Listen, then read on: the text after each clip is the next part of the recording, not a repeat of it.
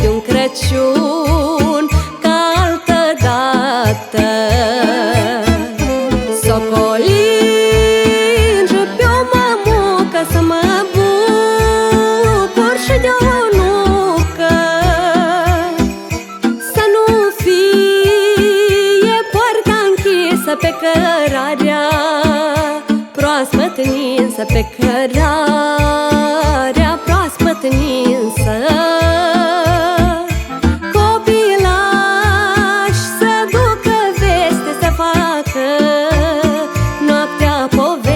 Să facă noaptea poveste,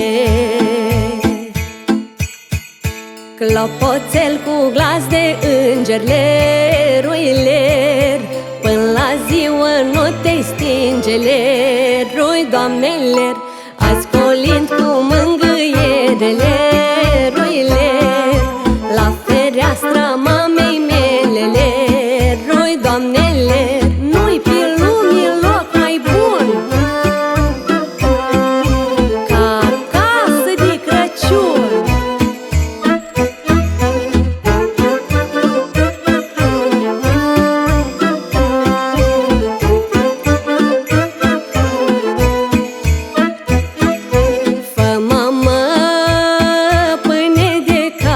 Și ne strigă, hai la masă.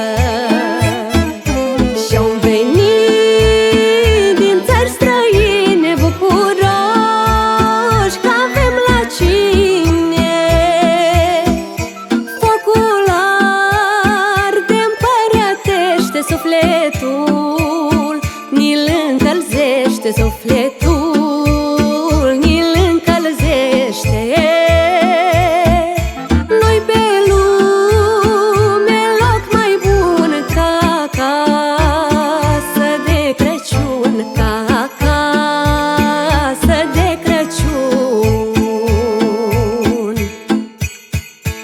Arde lampă unde lemn, leruiler, cruciuliță îmi fac semn, lerui, Doamne, ler,